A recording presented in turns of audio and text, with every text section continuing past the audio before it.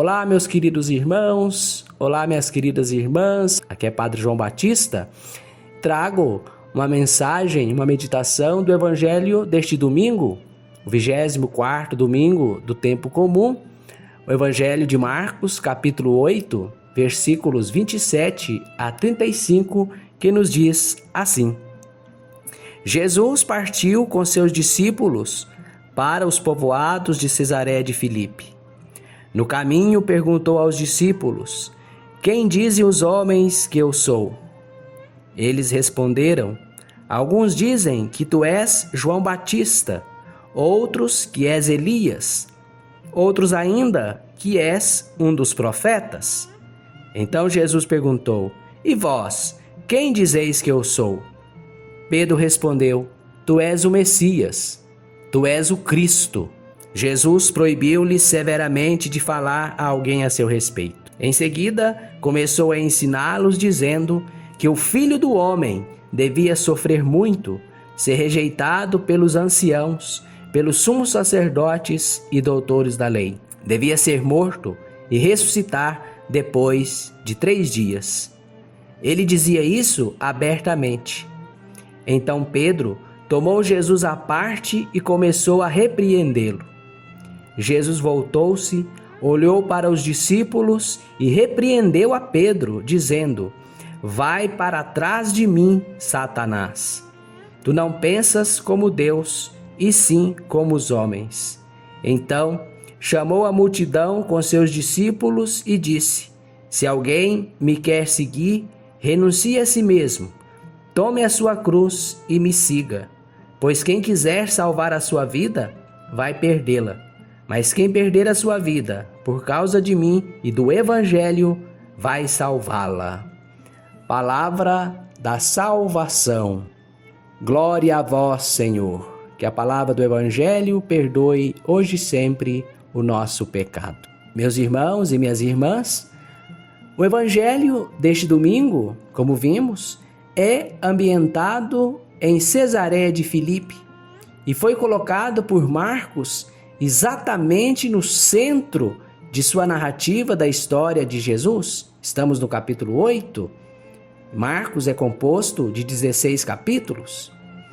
Este trecho que ouvimos encerra então a primeira parte, centrada na questão da identidade de Jesus. Quem é Jesus?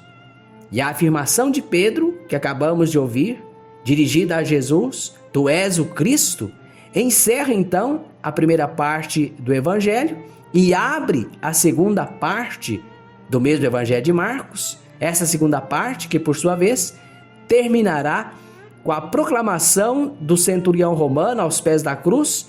Quando contempla Jesus crucificado, ele diz: verdadeiramente este homem era o Filho de Deus. Assim está completa e revelada a identidade de Jesus: Messias, Cristo e Filho de Deus.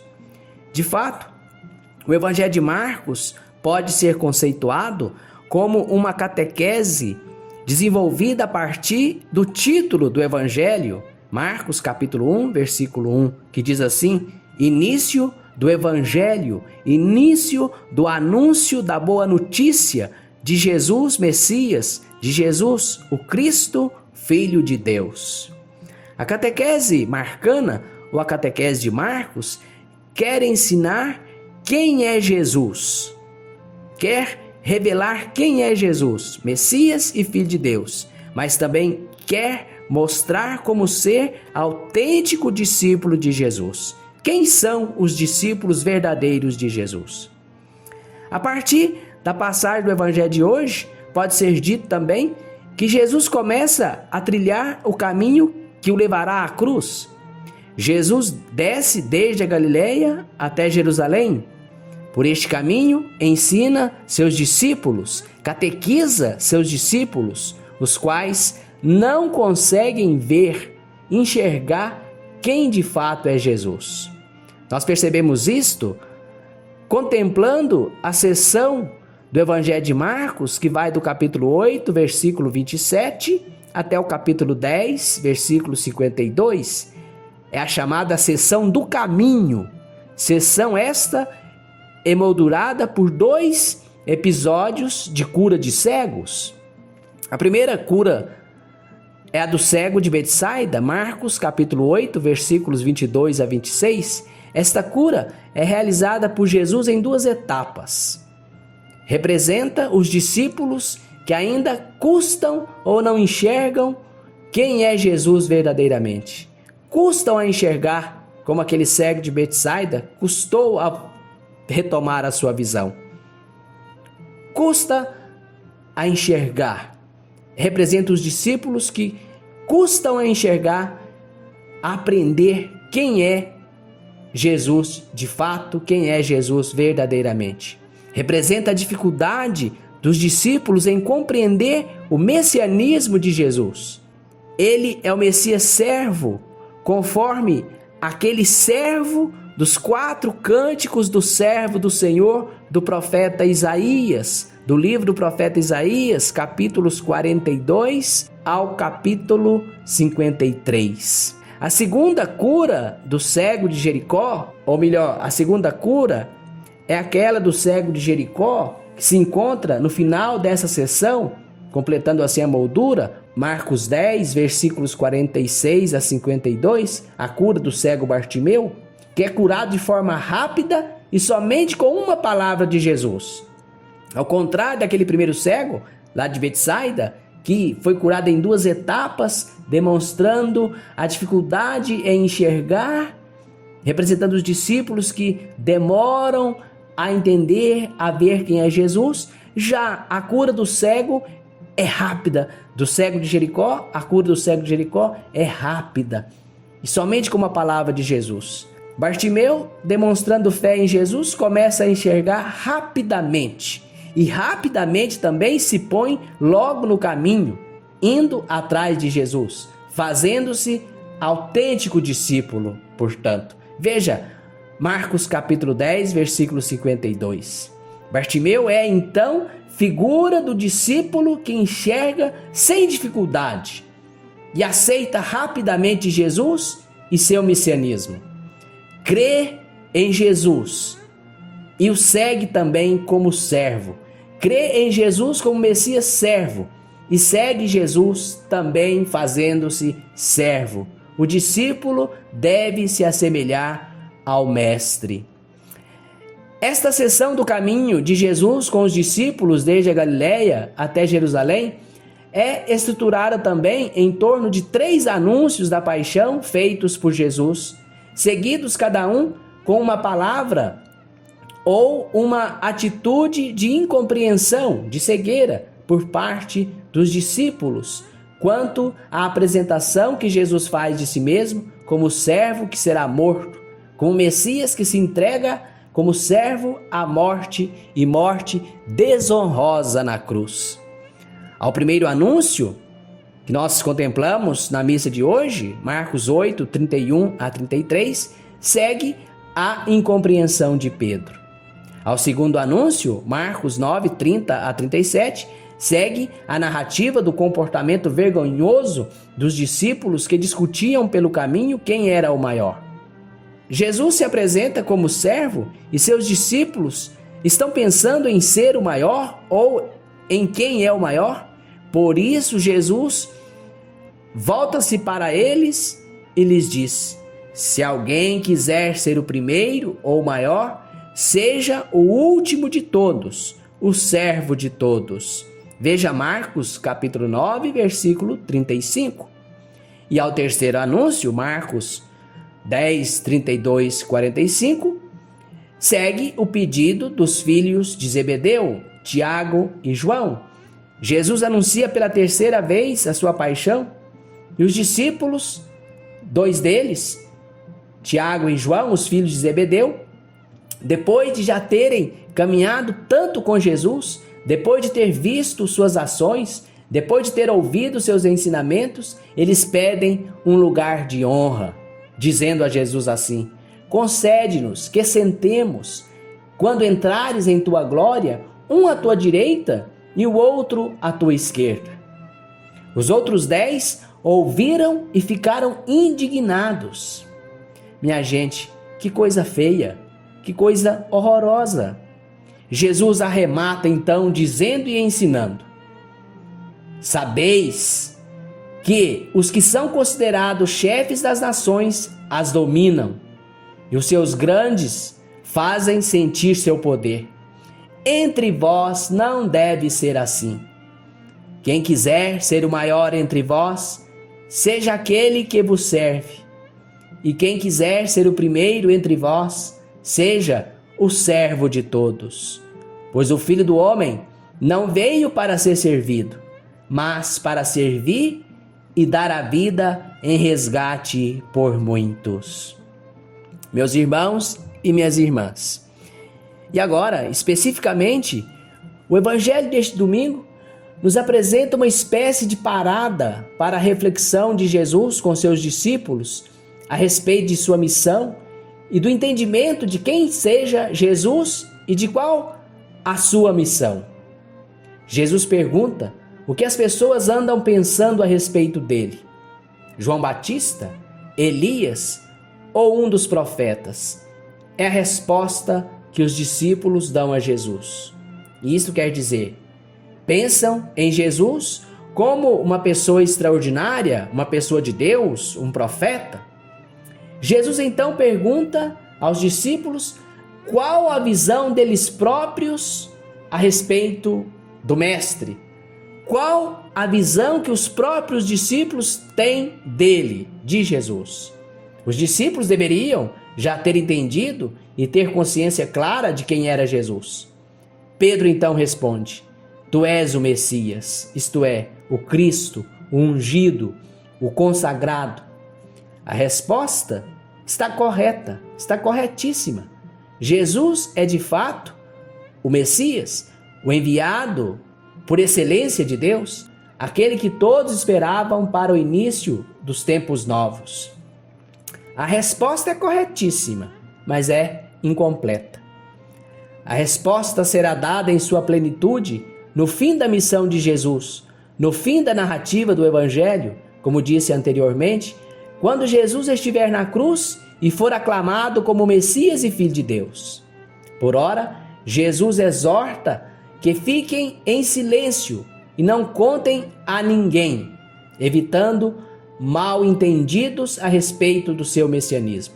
E começa a ensinar que era necessário o Filho do Homem, que era necessário que o Filho do Homem sofresse muito, fosse rejeitado pelos anciãos, sumos sacerdotes e escribas, ser morto e depois de 3 dias ressuscitar.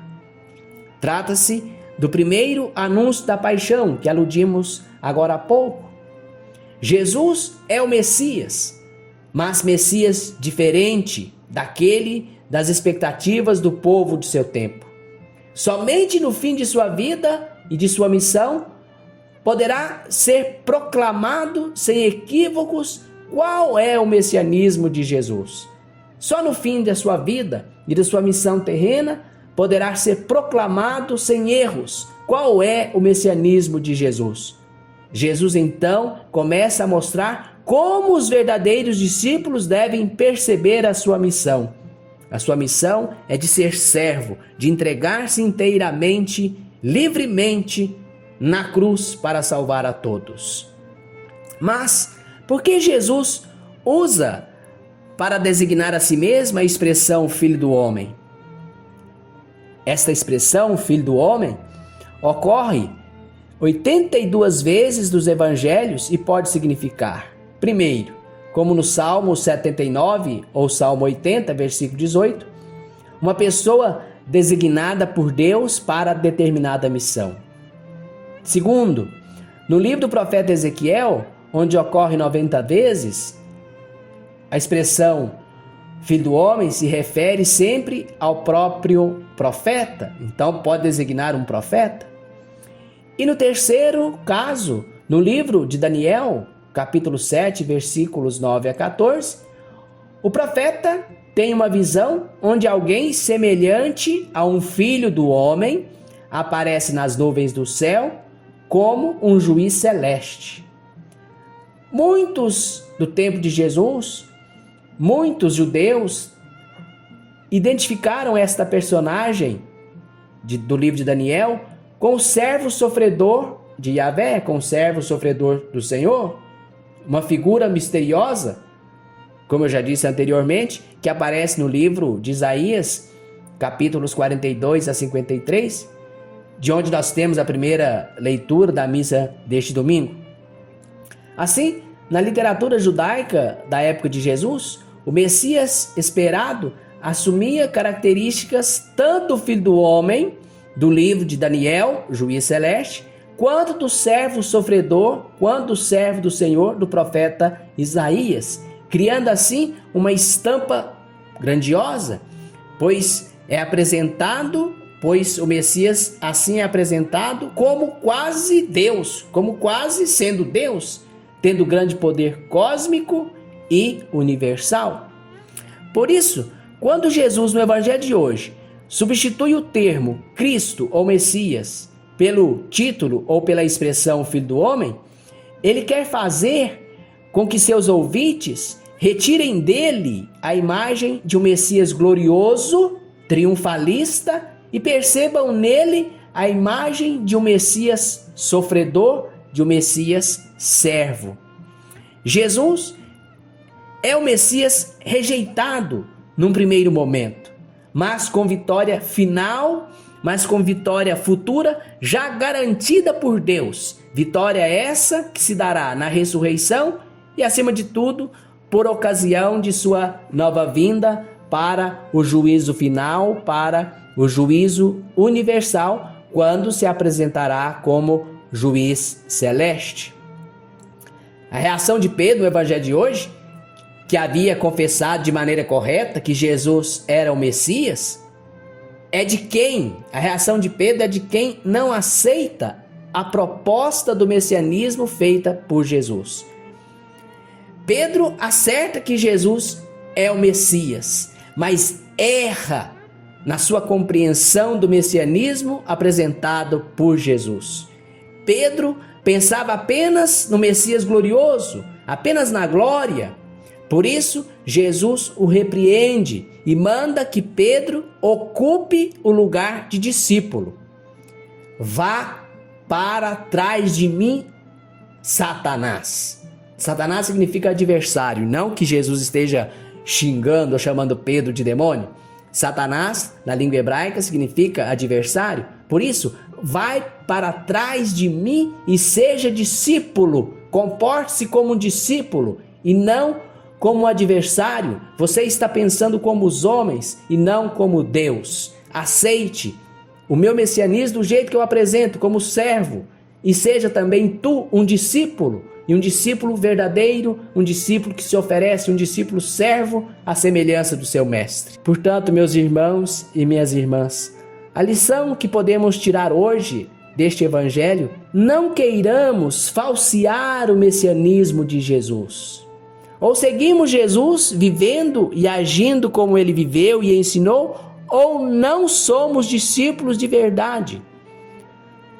Vamos pensar se nosso modo de viver a fé em Jesus, na nossa igreja, em nossa comunidade, em nossa família, está ou não conforme o que acabamos de ouvir.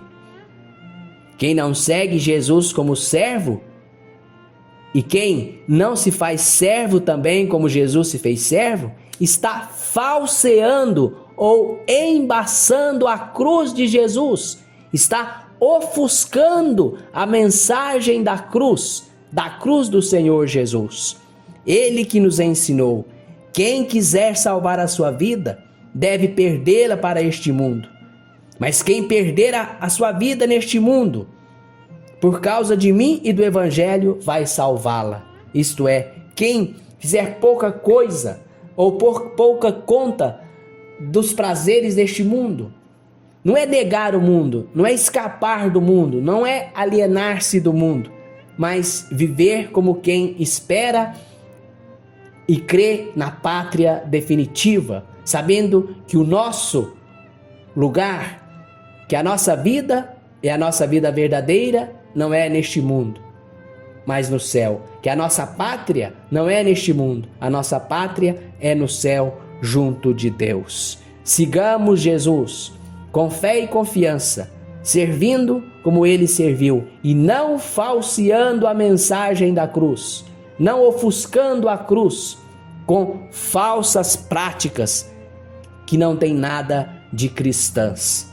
Que o Senhor nos abençoe, nos dê paz, que o Espírito Santo ilumine a cada um de nós, encha nosso coração de fé em Jesus e nos dê força para carregar a nossa cruz, para carregar a cruz de Jesus e para que sejamos, de fato, fiéis à mensagem do Evangelho na prática da nossa vida. Que sejamos verdadeiros discípulos de Jesus, capazes de ouvir, de ver e entender a sua mensagem messiânica, a mensagem do Messias que sofreu, que venceu na cruz e que um dia voltará para julgar a todos.